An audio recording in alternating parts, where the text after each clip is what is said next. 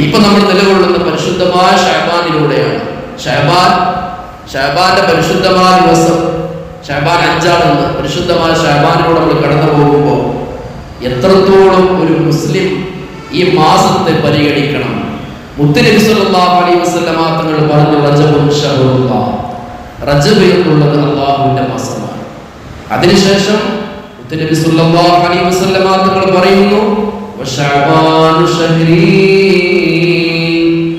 ശഅബാൻ എന്റെ മാസമാണ്. റജബുൻ ശഹറുല്ലാഹ്, റജബ് അല്ലാഹുവിന്റെ മാസമാണെങ്കിൽ വശഅബാനു ശഹ്രീ, ശഅബാൻ എന്റെ മാസമാണ്. വറമദാനു ശഹ്റു ഉമ്മത്തി, പവിത്രമായ റമദാൻ അത് എന്റെ സമുദായത്തിന്റെ മാസമാണ്. മുത്തുനബി സല്ലല്ലാഹു അലൈഹി വസല്ലം. അപ്പൊ ശഅബാൻ എന്റെ മാസം നബിയിലേക്ക് ചേർത്തിയിട്ടാണ് ശഅബാനിനെ പറഞ്ഞത് എന്റെ മാസം. എന്തുകൊണ്ടാണ് ശഅബാൻ മുത്തുനബിയുടെ മാസമായത്? കാരണം മുത്തുനബി സല്ലല്ലാഹു അലൈഹി വസല്ലമ തങ്ങൾക്ക് സന്തോഷം പകരുന്ന ഒരുപാട് നിമിഷങ്ങൾ, മുത്തുനബി അല്ലാഹു ഉയർത്തിയ ഒരുപാട് നന്മകൾ കൊണ്ട് പുകഴ്ത്തിയ മാസം അത് ശഅബാനാണ്. നമുക്കറിയാം, നമ്മുടെയൊക്കെ പരിശുദ്ധമായ തിബരി എന്നുള്ളത് ആദ്യം ബൈത്തുൽ മുഖദ്ദസ് ആയിരുന്നു. നബി സല്ലല്ലാഹു അലൈഹി വസല്ലമ തങ്ങൾ മക്കയിൽ നിന്ന് മദീനയിലേക്ക് ഹിജ്റ പോയി നിസ്കാരം നിർബന്ധമാക്കപ്പെട്ട സമയത്ത് നമ്മുടെ തിബില അത് ബൈത്തുൽ മുഖദ്ദസ് ആയി, ഫലസ്തീനിലെ ബൈത്തുൽ മുഖദ്ദസ് ആയി ആദ്യം നമ്മുടെ എല്ലാം തിബിലയായിട്ടുണ്ടായിരുന്നത്. 16 മാസത്തോളം ബൈത്തുൽ മുഖദ്ദസിലേക്ക് തിരിഞ്ഞിട്ടാണ് മുത്തുനബിയും സ്വഹാബത്തും നിസ്കാരം നിർവഹിച്ചിട്ടുണ്ടായിരുന്നത്. പക്ഷേ മുത്തുനബിക്ക് വല്ലാത്തൊരാഗ്രഹം, എന്റെ ജന്മനാടായ മക്ക, ആ മക്കയിൽ സ്ഥിതി ചെയ്യുന്ന കഅബ, എന്റെ പിതാവായ ഖലീലുല്ലാഹ് ഇബ്രാഹിം നബി അലൈഹി സ്വലാത്തു വസ്സലാമും ഇസ്മായിൽ നബി അലൈഹി സ്വലാത്തു വസ്സലാം നിർമ്മിച്ചെടുത്ത ആ പവിത്രമായ കരങ്ങളാൽ നിർമ്മിക്കപ്പെട്ട പരിശുദ്ധമായ കഅബ എനിക്കൊന്ന് ഖിബലയായിട്ട് എന്റെ 5 വഖ്ത് നിസ്കാരങ്ങളിൽ ഒന്ന് തിരിഞ്ഞു നിന്ന് നിസ്കരിക്കാൻ എന്റെ കഅബ എന്ന് എനിക്ക് ഖിബലയായി കിട്ടിയിരുന്നെങ്കിൽ എന്ന് മുത്തുനബി വല്ലാതെ ആശിച്ചിരുന്നു. കാരണം മക്കയിൽ നിന്ന് സ്വന്തം നാടും വിട്ട് ഒഴിഞ്ഞു പോരുമ്പോ കഅബയെ നോക്കി മുത്തുനബി സല്ലല്ലാഹു അലൈഹി വസല്ലം മാത്രം കരഞ്ഞുകൊണ്ട് പറയുന്നുണ്ട്, കഅബ നിന്നെ വിട്ടുപോവാൻ എനിക്ക് യാതൊരു നിർബന്ധവുമില്ല. കാരണം ഞാൻ വളരെ നിർബന്ധിതമായ അവസ്ഥയിൽ മാത്രമാണ് ഇവിടുന്ന് പോകുന്നത്. നിന്നെ വിട്ടുപോകുമ്പോൾ എൻ്റെ മനസ്സ് വിങ്ങുന്നുണ്ട്. നിന്നെ വിട്ടുപോകാൻ ഒരിക്കലും എൻ്റെ മനസ്സ് സമ്മതിക്കുന്നില്ല. പക്ഷേ അള്ളാഹുവിന്റെ ആ വലിയ ഖദാ നിന്നെ വിട്ട് മദീനയിലേക്ക് പോകാനാണ്.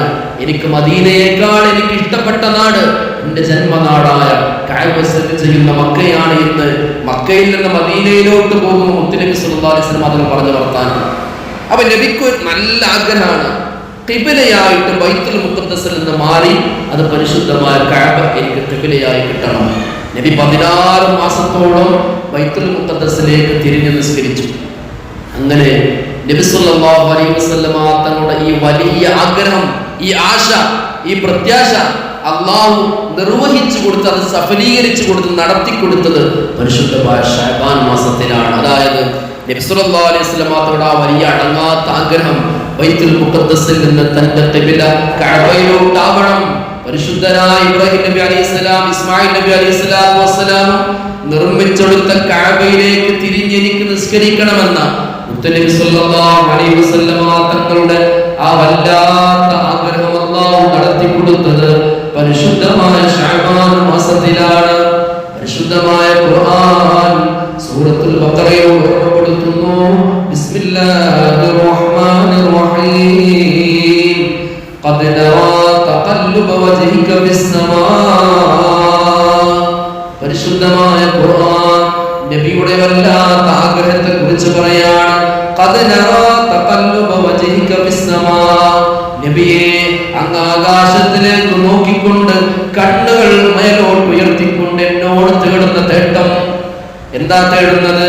കഅബ എനിക്ക് ഖിബലയായിട്ട് കിട്ടണം. ബൈത്തുൽ മുഖദ്ദസിൽ നിന്ന് ഖിബലയായി ഞങ്ങൾക്ക് കഅബ കിട്ടണമെന്നുള്ള അങ്ങയുടെ ആഗ്രഹം. അതിനുവേണ്ടി അങ്ങ് ആകാശങ്ങളിലേക്ക് ഇരു കരങ്ങളും കണ്ണുകളും ഉയർത്തിക്കൊണ്ട് എന്നോട് ചോദിക്കുന്ന തേട്ടം അത് ഞാൻ കാണുന്നുണ്ട് നബിയെ. അതുകൊണ്ട് നിങ്ങൾക്ക് ഇഷ്ടപ്പെട്ട ഖിബ്ല നിങ്ങൾ തിരഞ്ഞെടുത്തോ. ഫവല്ലി വജ്ഹക ശത്റൽ മസ്ജിദിൽ ഹറാം, നിങ്ങൾ പരിശുദ്ധമായ മസ്ജിദുൽ ഹറാമിലേക്ക് ഇന്ന് മുതൽ നിങ്ങൾ ഖിബ്ലയായിട്ട് നിർവഹിച്ചോളൂ, നിസ്കാരം നിർവഹിച്ചോളൂ എന്ന് മുത്തുനബി സല്ലല്ലാഹു അലൈഹി വസല്ലമ തങ്ങളുടെ ആ 16 മാസക്കാലത്ത് ആഗ്രഹം പൂവണിച്ചു കൊടുത്തത് പരിശുദ്ധമായ ശഅബാൻ മാസത്തിലായിരുന്നു. മുത്തുനബി ളുഹർ നിസ്കരിച്ചു കൊണ്ടിരിക്കുകയാണ്. ളുഹർ നിസ്കരിക്കുന്ന സമയത്താണ് എല്ലാ സമയത്തും അല്ലാഹുവിന്റെ പ്രവാചകൻ ആകാശത്തിലേക്ക് ഇങ്ങനെ നോക്കിയിരിക്കും. എന്തിനെ? ജിബ്രീൽ വന്നുകൊണ്ട് എപ്പോഴെങ്കിലും വഴിയുമായിട്ട് വന്നുകൊണ്ട് ഈ പരിശുദ്ധമായ കഅബയിലേക്ക് ഖിബ്ലയാക്കുന്നുണ്ടോ മാറ്റുന്നുണ്ടോ എന്നറിയാൻ സദാസമയം മുത്തുനബി സല്ലല്ലാഹു അലൈഹി വസല്ലം തങ്ങൾ ആകാശത്തിലേക്ക് എഴുന്നേറ്റ് നോക്കിയിരിക്കുന്ന അവസ്ഥ, ഈ അവസ്ഥ അല്ലാഹു കാണുന്നു. അല്ലാഹു തിരുനബിയുടെ ആഗ്രഹം പൂവണിയിക്കുന്നു. അങ്ങയുടെ ആഗ്രഹമായ മസ്ജിദുൽ ഹറാമിൽ സ്ഥിതി ചെയ്യുന്ന കഅബ നിങ്ങൾക്ക് ഖിബ്ലയായിട്ട് തിരഞ്ഞെടുക്കാൻ ഞാൻ നിങ്ങൾക്ക് സമ്മതം നൽകിയിരിക്കുന്നു നബിയേ.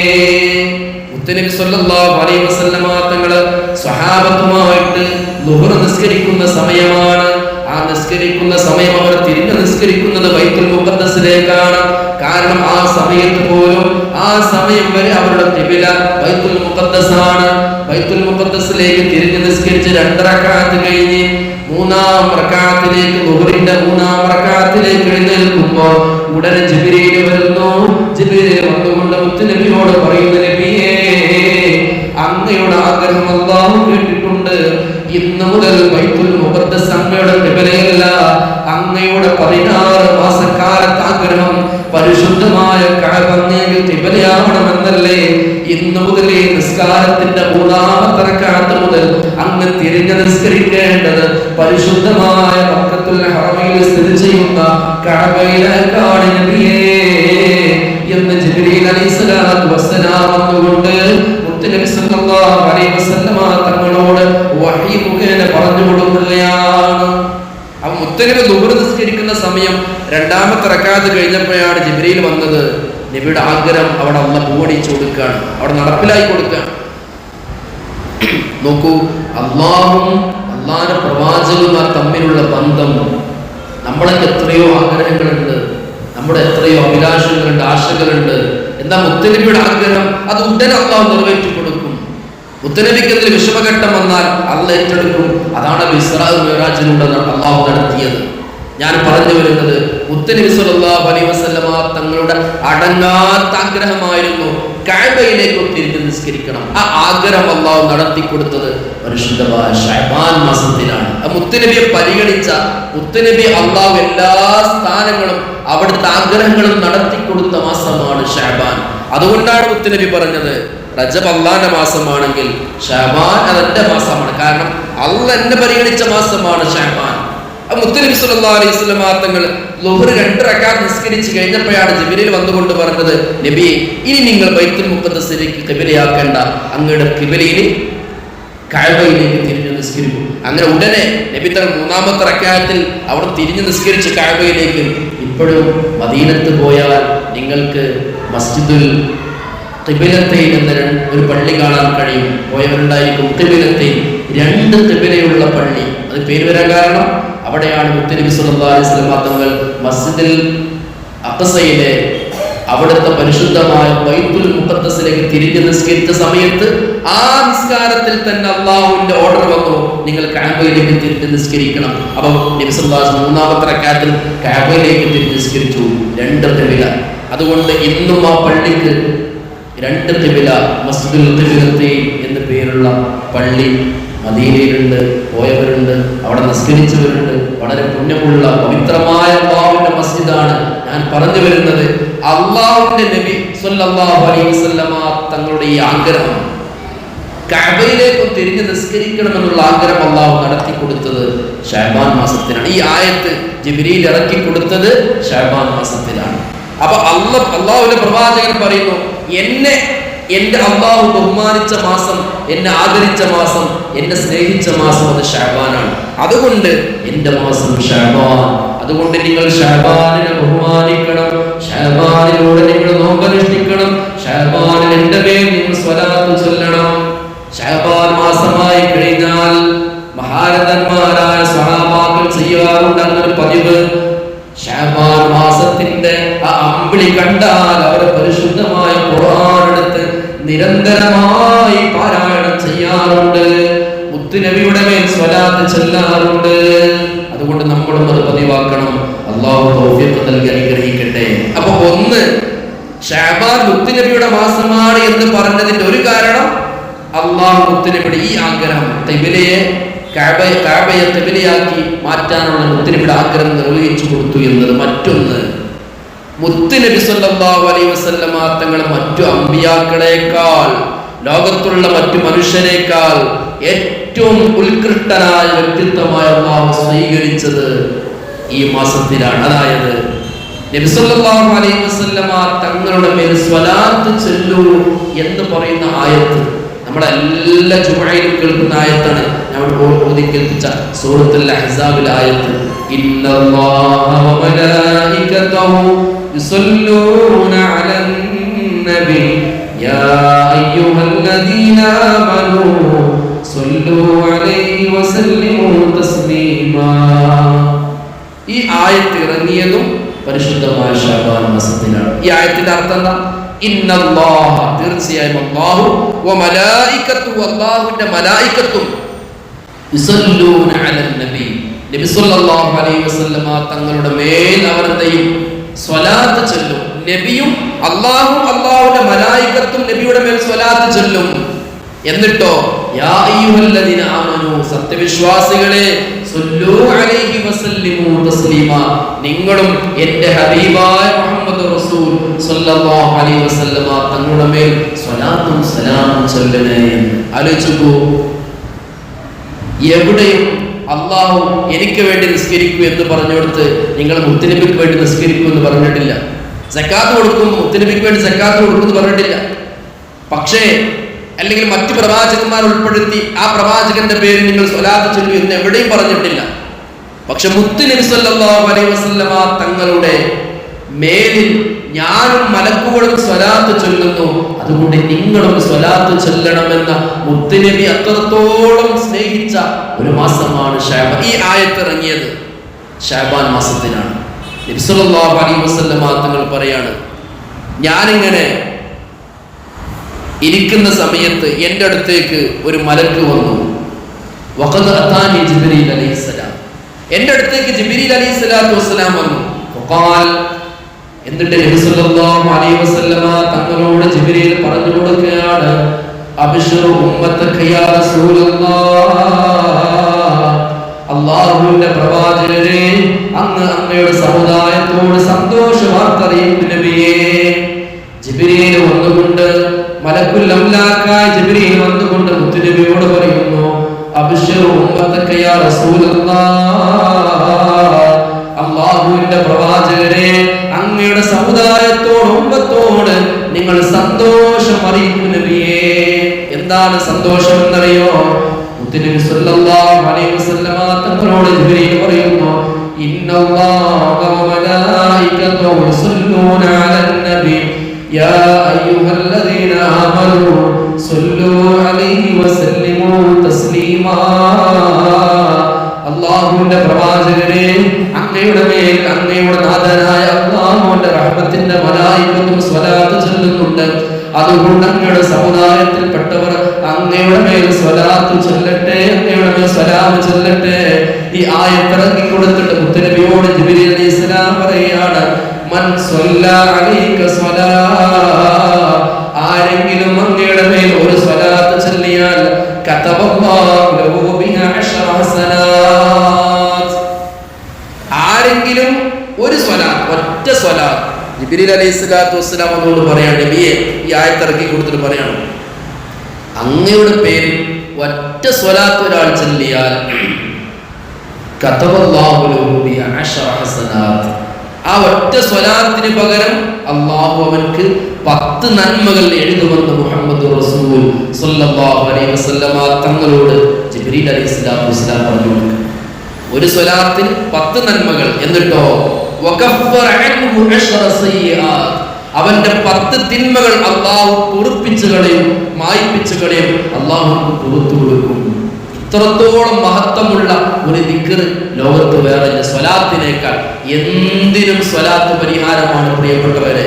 എന്ത് പ്രശ്നമുണ്ടോ അതിനൊക്കെ പരിഹാരം സ്വലാത്ത്.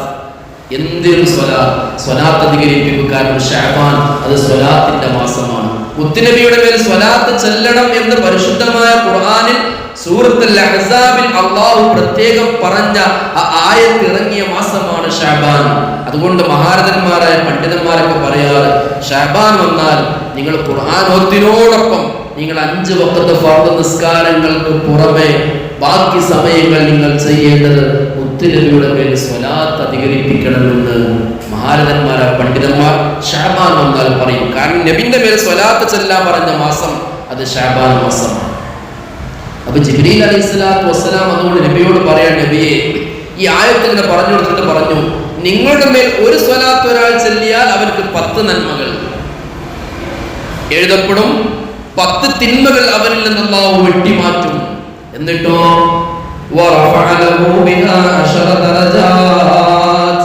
അവർക്ക് 10 നന്മകൾ, 10 പദവികൾ സ്വർഗത്തിൽ അല്ലാഹു നൽകുന്നതാണ്.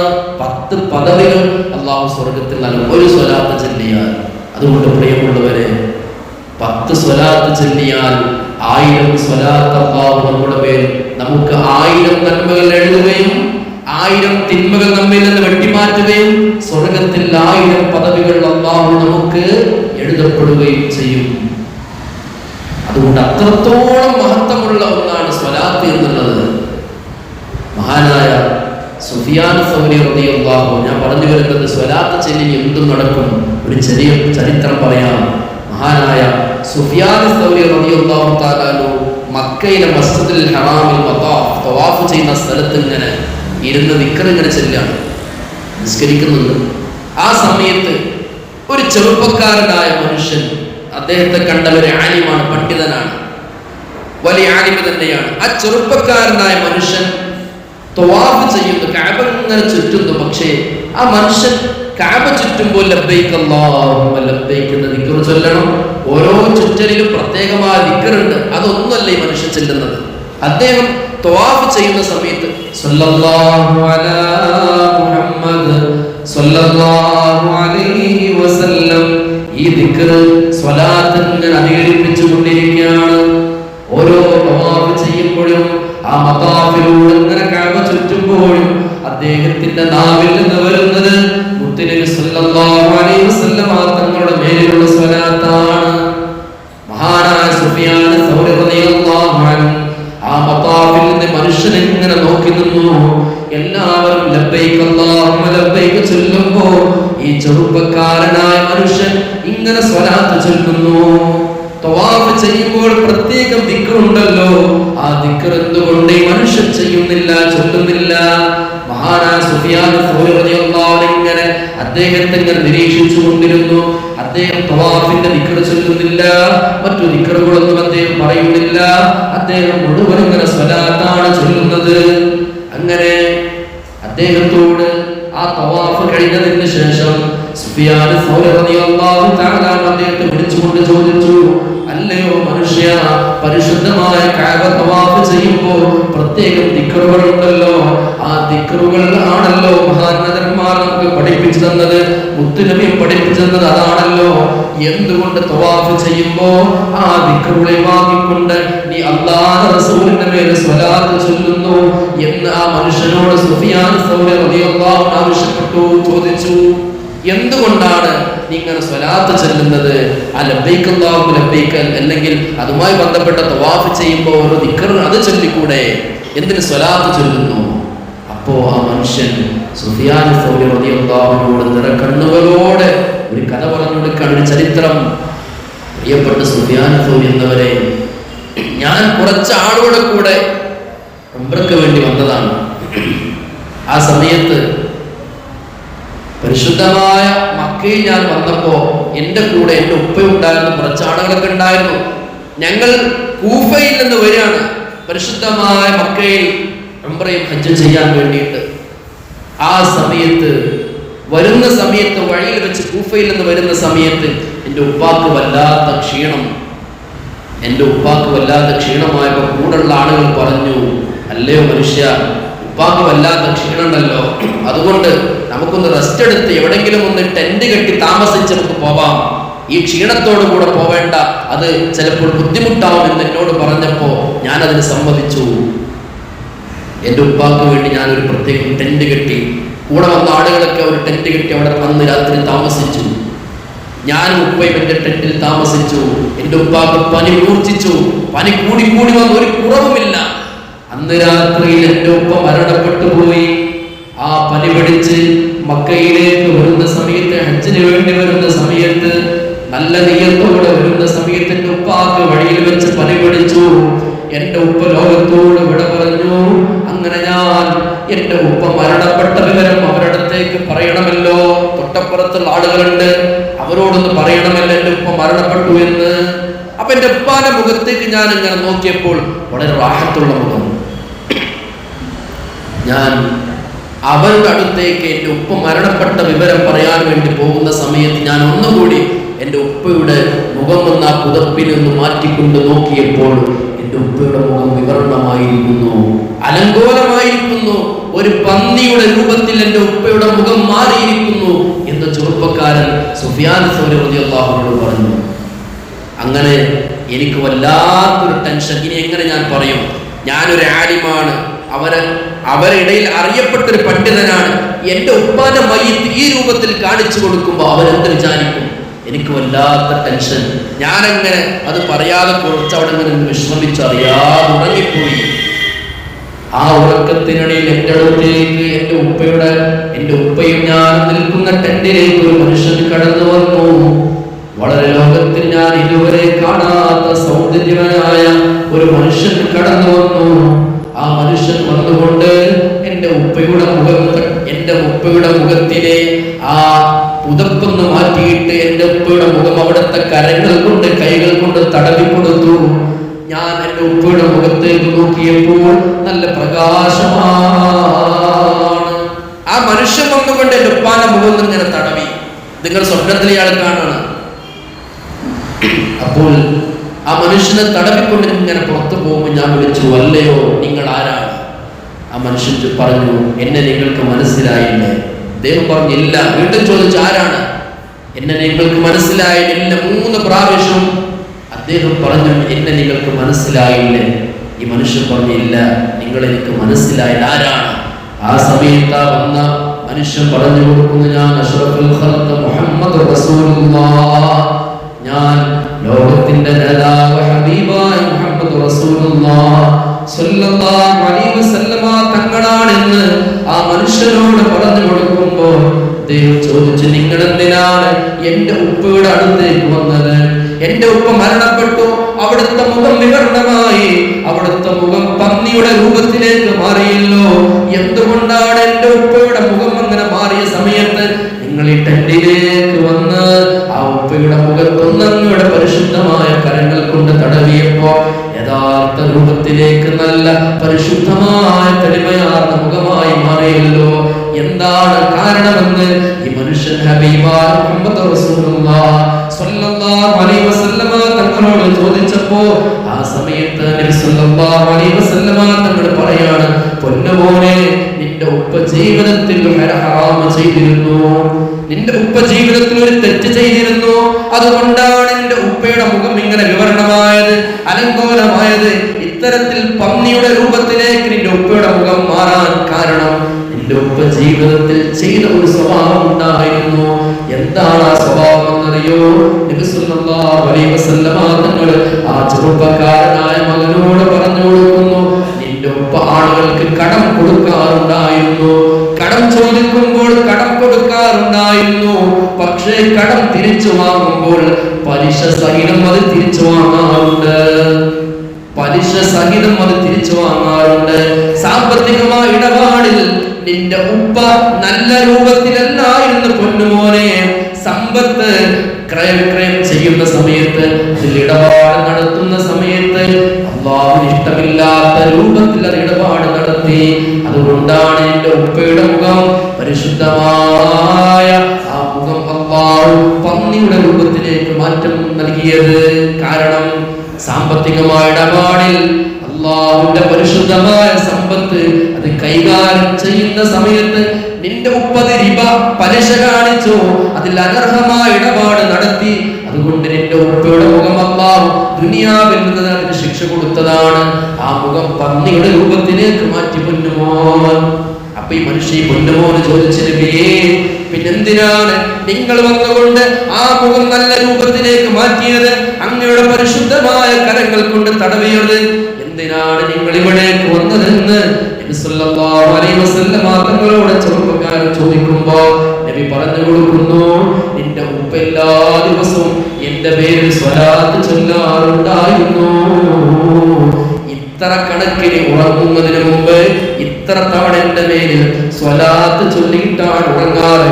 ഇന്ന് മക്കയിലേക്ക് വരുന്ന സമയത്തും യാത്ര മധ്യേ ഇത്ര തവണ എന്റെ പേരിൽ സ്വലാത്ത് ചൊല്ലി. അങ്ങനെ ആ സ്വലാത്ത് ചൊല്ലിയ സമയത്ത് എന്റെ ചാരത്ത് നിൽക്കുന്ന മലക്കൂൾ എന്നോട് പറഞ്ഞു, അല്ലയോ മുത്ത് നബിയെ, അങ്ങയുടെ മേൽ നിരന്തരമായി സ്വലാത്ത് ചൊല്ലുന്ന മനുഷ്യൻ ഇന്ന സ്ഥലത്ത് വെച്ച് മരണപ്പെട്ടിട്ടുണ്ട് എന്ന് എന്നോട് എന്റെ ഖബറിന്റെ അരികിൽ നിൽക്കുന്ന മലക്കെന്നോട് പറഞ്ഞപ്പോ അത് കേട്ട് ഞാൻ വന്നതാണ്. അപ്പോൾ എന്റെ മേലിൽ നിരന്തരമായി സ്വലാത്ത് ചൊല്ലുന്ന ഒരു മനുഷ്യൻ ഇങ്ങനെ പന്നിയുടെ മുഖമായിട്ട് വിവരണമായി നിൽക്കുന്നത് അതെനിക്ക് കാണാൻ എനിക്ക് കഴിയില്ല, അങ്ങനായി മരിക്കുന്നത് എനിക്ക് കാണാൻ സഹിക്കില്ല എന്ന് എന്റെ മനസ്സിലുള്ള വിശ്വാസം കൊണ്ടാണ് ഞാൻ ഇങ്ങോട്ട് വന്നത്.